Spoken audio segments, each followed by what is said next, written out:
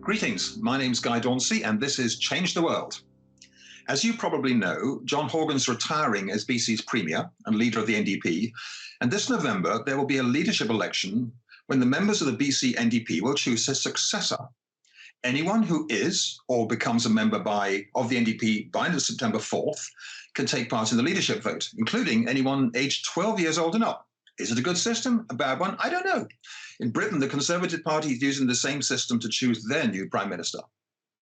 David Eby, who is BC's Attorney General and Minister responsible for housing, has announced that he is running. And now Anjali Appadurai has thrown her hat into the ring as well. I've also extended an invitation to David Eby to come on the show, and today we have a chance to chat with Anjali. Welcome to the Change the World, Anjali. Thanks for having me, Guy. That's great. So Anjali is a climate justice champion who began her career organizing young people from around the world to build a strong youth and civil society voice at the UN Climate Convention. She was I got to say this, Anjali Appadurai was born in the beautiful temple city of Madurai in Tamil Nadu, South India. Her family emigrated to Canada when she was 6. She grew up in Coquitlam and studied global politics and climate policy at the College of Atlantic and Maine. While she's running for the leadership, she's on leave from being the climate justice lead at the Sierra Club of BC and from being a climate campaign director with the Climate Emergency Unit, which is a Canadian nonprofit founded by Seth Klein. In the 2021 federal election, she was the NDP candidate for Vancouver Granville, which she came within just 436 votes of winning. She's also a musician. So welcome, Anjali. You'll be new to many people, so why don't you tell us something about yourself and why you're running?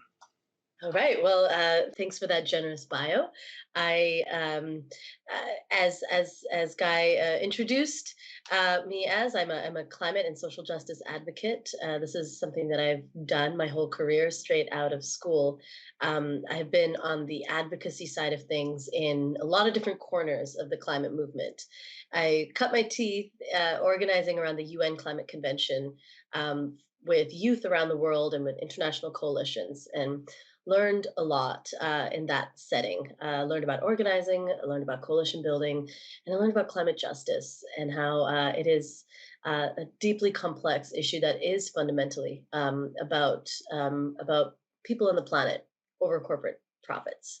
And that basic understanding has stayed with me throughout all my different kinds of work. And I wanted to come back to BC after that international work. That was the first part of my career. And in BC, I've been a part of grassroots movements and nonprofit organizations and advocacy organizations ever since. That didn't really answer the question of what brought me here, but take off those hats. Tell us who you are and your family and your background and you as a person. Let us get to know you.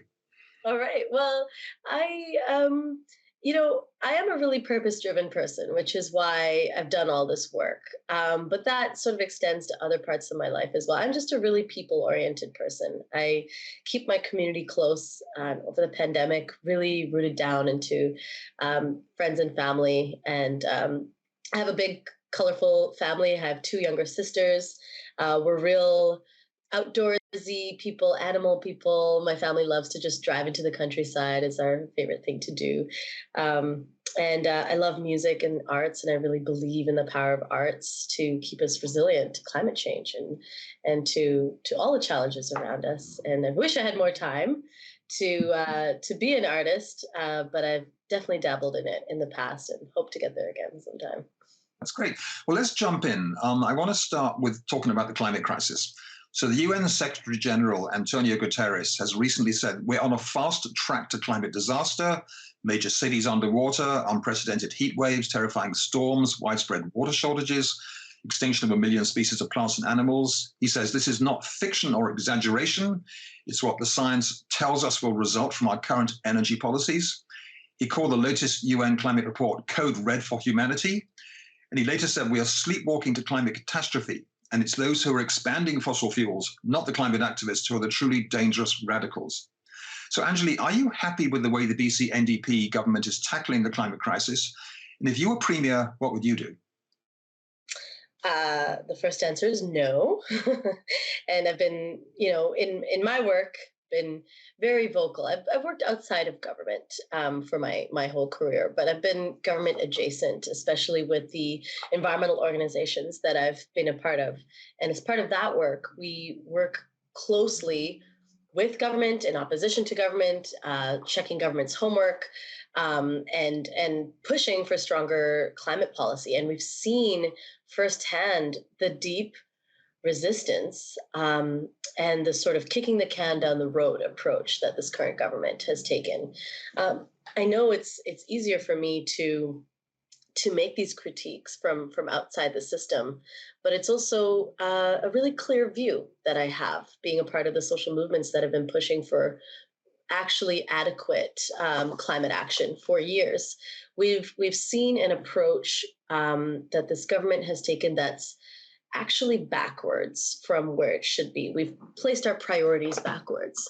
We have deeply invested in and given supports to the fossil fuel industry at a rate that has not abated for decades. We support the fossil fuel industry way more than we support true climate action, several orders of magnitude more. And so that sends a clear signal to us as the people who are affected by the issue that this government isn't serious about actually tackling the crisis. So you're talking specifically about the development of LNG and fracking and natural gas or oil as well? I'm talking about big fossil fuel infrastructure projects that lock us into emissions for years to come, that cost billions from the public purse. And I'm talking about a sort of ongoing plan, the misleading assumption that LNG is somehow cleaner or some kind of bridge fuel. Talking about the wholesale refusal to actually seek free, prior, informed consent from First Nations to ram these projects through their territories. And I'm talking about the sort of incentive-based, reward-based measures that we offer to industry, like the carbon tax or sort of measures that invite industry to be better, rather than the government being true leaders and telling them to be better. So you were up in the Wet'suwet'en territories recently, where they're trying to stop the coastal gas link. Well, some of the Wet'suwet'en. What was your takeaway from being up there on the ground? It was really jarring. You know, the first day of that Peace and Unity Summit, they put us on rafts and they sent us down the river, the Wedzinqua, and that's one of the last rivers that you can just drink straight out of. So we're rafting down this river and just filling our water bottles and drinking straight from this incredibly pure. Let me hold you for a second, just to give context. The Wet'suwet'en are up north in the Terrace area, and they're trying to stop the coastal gas link pipeline from taking fracked gas to the ocean to become LNG. And the elders say they don't want it crossing their territory. That's right? Exactly. Go on then. Mm-hmm. And that decision was actually upheld by the Supreme Court. The Wet'suwet'en territories are the Wet'suwet'en leadership has legal rights to decide what happens on their land, and so this fossil fuel project is a direct infringement of those rights. And so that's where you really, on that territory with that project, is where you really see the paradigm clash that we're up against.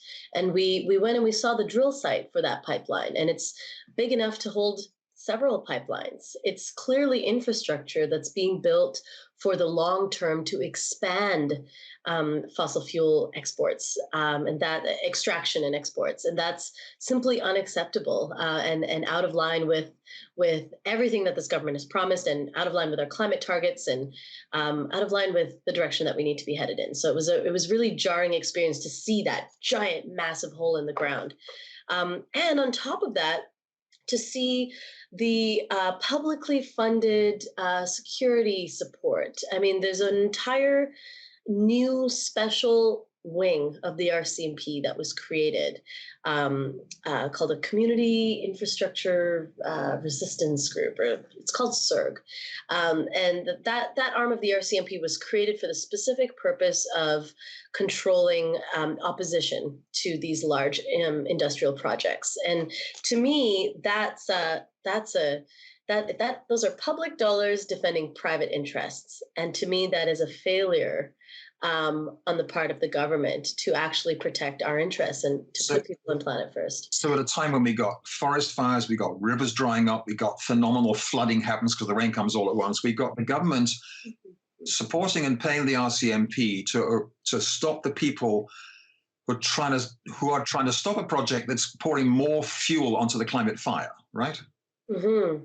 Absolutely. And when we look at our emissions on top of all of that, BC is at Canada as a whole, but especially BC is a climate laggard. Whereas other jurisdictions in the world are trying, not succeeding to a great extent, but trying to reduce their emissions. BC's emissions have been steadily rising. Does BC have the power to stop these international LNG projects, or are we tied into free trade agreements that tie our hands behind our back and force us to accept them whether we like it or not? You name a really good example. Trade agreements are one of the largest invisible obstacles to climate action, and they're hard for us to organize against as citizens because they are, they're shadowy and they're complicated and they're nerdy but so to a certain extent, yes. We are tied to the global market and to the global economy through a number of agreements and dependencies. But history has shown that political will is a huge secret ingredient when it comes to any of the actions that we truly need to see at this time. I mean, as you mentioned, you quoted the UN Secretary General, and the science is unequivocally clear. I mean, we simply cannot continue expanding fossil fuels, and so there are ways. Once you have political will, there are ways, messy and expensive though they may be. There are ways to make that happen and to stick to our climate targets, and we're simply not doing the necessary dirty work to stand up to industry. So it's on another climate front, which is the old growth forest logging. The BC government say, well, they're going as fast as they can. They haven't got enough staff. It's very complicated because they've got to consult all the Indigenous First Nations. If you were Premier, how would you accelerate the protection of the old growth forests? It's a perfect continuum from the last example we just talked about with climate. It's the same kind of thing where we are, instead of standing up to industry and having a really firm and clear conversation with them and a set of mandates, we are allowing industry to have their way. And so I think it's really easy to hide behind the sort of complicatedness of the issue. And we have extensively consulted. The government has extensively consulted, and in their own recommendations, they have noted a clear need for, in their own words, a paradigm shift in how we conduct logging in BC. But we're not actually doing anything about that, which is another familiar pattern. We need deferrals on logging immediately. Grand Chief Stuart Phillips said it best. He says, you can consult with First Nations as much as you want, but put down your chainsaws while you do it. And so we need those deferrals. But Torrance Cost, my colleague from the Wilderness Committee, says this really well. He says, we have over a century of these deeply embedded practices of maximum extraction of old growth in the shortest time possible with the greatest efficiency. Yeah. And you have a century of those practices that have been baked into our whole economy and political structure. And we can't change that without spending some money. And so there's going to be some public investments needed to actually compensate people so that you can put these deferrals in place and stop the chainsaws. And then transition this industry out of its century plus way of being into a more sustainable form of logging that's not deeply extractivist. Yeah. So time is short, so I'm going to change gear and let's talk about the affordable, because I know you're not just a climate candidate, you're kind of running for everything. Let's talk about the affordable housing crisis. So all across BC, people on the cruel side of the housing crisis need help. Something has to be done to help those who struggle to pay sky-high rents, or living in tents and cars, who are burdened by enormous mortgages, who are forced to live far from their places of work, and for whom the one-time hope of perhaps buying a home of their own is gone, and those have become homeless. Are you happy with the way the BC government's tackling the housing crisis? And if you're Premier, what more would you do? The BC government made many promises on housing, and they promised, what was it, 100, over 100,000 units, and they've delivered about 7 or 8,000 of that. And so there's a really, really big gap in what we've been able to accomplish. And I understand the issue is very complicated, and there's a lot of voices at the table. And I haven't been on the inside, and I haven't been privy to that. But and I'm going to sound like a broken record here, and there's a theme emerging. There's a public way to build housing, and there's a way that favors the private interests that stand to gain the most from this current housing crisis that we're in.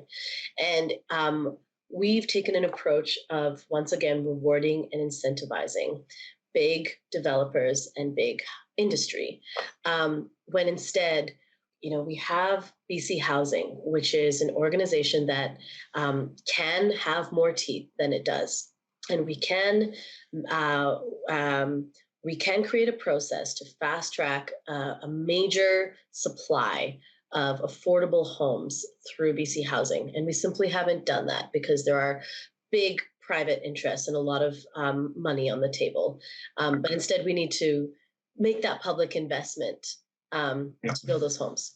It seems to me that we've gone from seeing housing as a place to create a home with everything that implies to becoming a financial asset you can speculate and invest in and play with, and just you've got shareholders setting up these equity trusts who are just saying, give us 15% return, do what it takes, push the rents up, sell the houses. To me, it's like really trouble for those of us who need a home. Yes, absolutely. There should be a baseline floor, and that is that everybody gets a safe and affordable home. And instead, we've turned housing, exactly as you said, into a commodity market, into a financial marketplace where we're auctioning people's lives. And it's that priorities piece that I mentioned at the beginning. It's where do we put our values and where do we put our priorities? And the government's job should be on providing those basic human needs. Does it ever strike you that maybe that all the MLAs own property, they have their own homes, and the 30-40% of people who will probably never own a home, they're never going to inherit, their parents don't own, they're stuck on the wrong side of this housing divide, and the divide's getting wider and wider, and they're not represented as MLAs?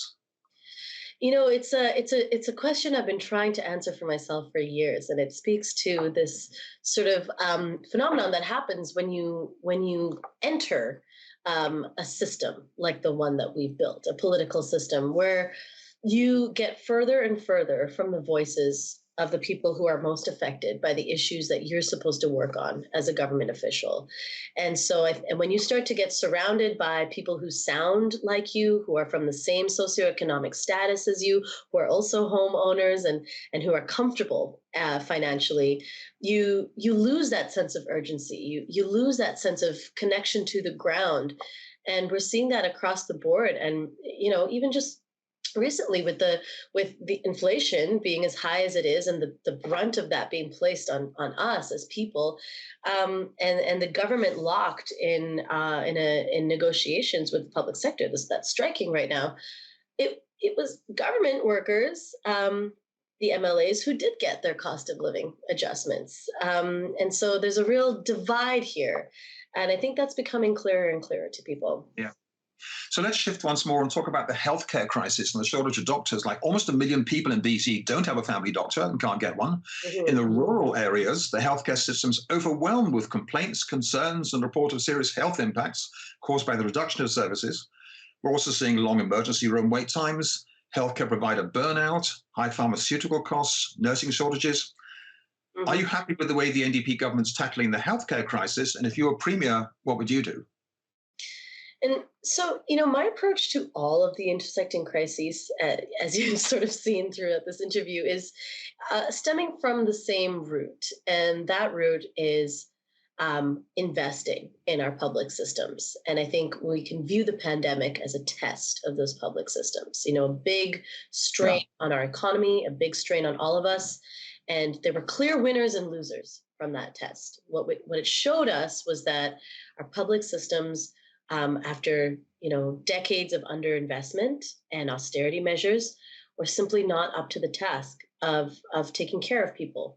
And so it's we, the people, who lose from a test like that. The winners were the Canadian corporations who experienced their highest year of profits in Canadian history last year.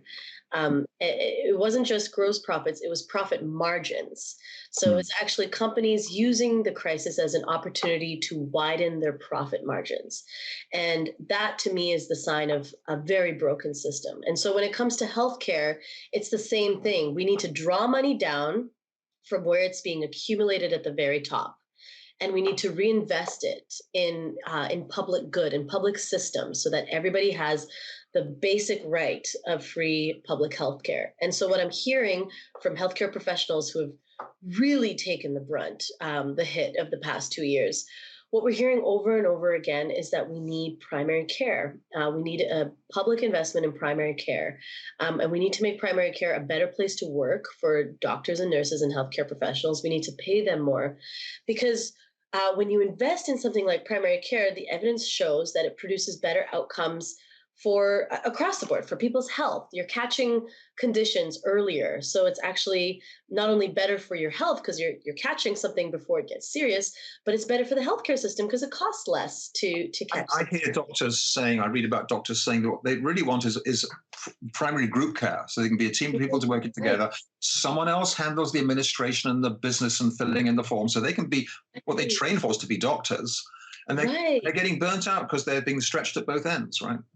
Absolutely, because there's not enough capacity and they're not being taken care of or paid enough to stay in these primary care systems. And so that would be my approach, because that's the call that I've heard the most strongly from the grassroots, which is where I take my directives from. So in this, you jumped in suddenly to join the leadership race. I gather friends persuaded you and it's a quick decision, but are you meeting any pushback personally, either as a woman of color or as a young female outsider seeking to become Premier BC? What's it like being suddenly doing this, right? It's as all of the above. This race has been a really polarizing experience. There's I feel like I'm a representative of a much broader movement. I am a representative of a much broader movement, and I feel like my role here is to step into this race and open the door for a lot more voices to come through and to be heard on this stage right now. Voices of the grassroots and people who are closer to the ground, and we're up against all of the systems that are stacked against us are alive and well, and they work in ways that are obvious and subtle. And so as a young woman of color and political outsider, our campaign kind of gets all of them. So we get the dismissiveness and the sort of the lack of belief that we have a clear path to victory, and the sort of refusal to accept that that the things that we're talking about could be a reality. And I think that's sad, because I think it speaks to the robbing of imagination that has happened over past few decades of austerity and neoliberalism in BC. It just robs us of our imagination. We don't believe that it could be possible for the government to radically make a choice to take care of people and invest in people. And my role here is to simply tell that truth, and to tell the truth of what's happening to our world around us, that it's all happening in the context of the climate crisis, and that it is possible to make different choices. And it's a big personal toll, but it's well worth it to be able to. So in terms of the broadest possible way, the movement, whether it's the labor activists, the anti-poverty activists, the climate activists, the affordable housing activists, the healthcare activists, the women's rights activists, a lot of these people feel shut out from the citadel of government, that they're defensive, and when you say you want to broaden government up to bring more people in, what would that look like in practice once you're in office with 1,000 things on your agenda and, advisors and people telling you what to do left, right, and centre? How would that work? Well, it's a great question. I mean, the idea is not to come in and replace everyone in government. I think there's a lot of amazing, wonderful people in government right now who are very well meaning.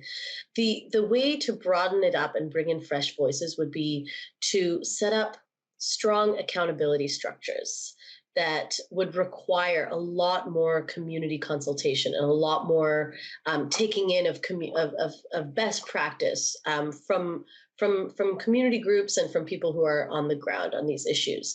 I would want to have a youth council set up. I would want to have a climate change secretariat that lives in the premier's office. You know, there's a way to set up accountability so that you are constantly in communication with community, and I think that's a really important piece so that you don't lose touch as a politician and stay in your ivory tower.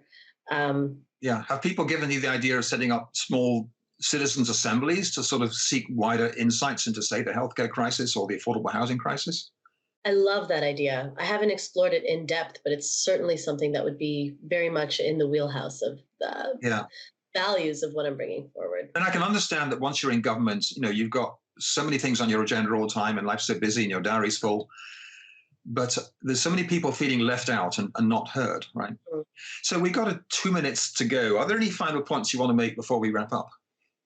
I mean, following from what you said, Guy, this is an opportunity, a rich democratic opportunity for anyone 12 and up. And we want a government that is rooted in community, and I want a political culture that that is inclusive and where everybody feels that they're a part of it, and everybody feels like they belong, and that they feel like they're making decisions right along with the government. And I will strive to create that and to embody that in the way that we campaign. That's wonderful. So I want to remind our viewers, that if you want to participate in the NDP leadership election, you need to become a member, if you're not already, of the NDP by Saturday, September the 4th.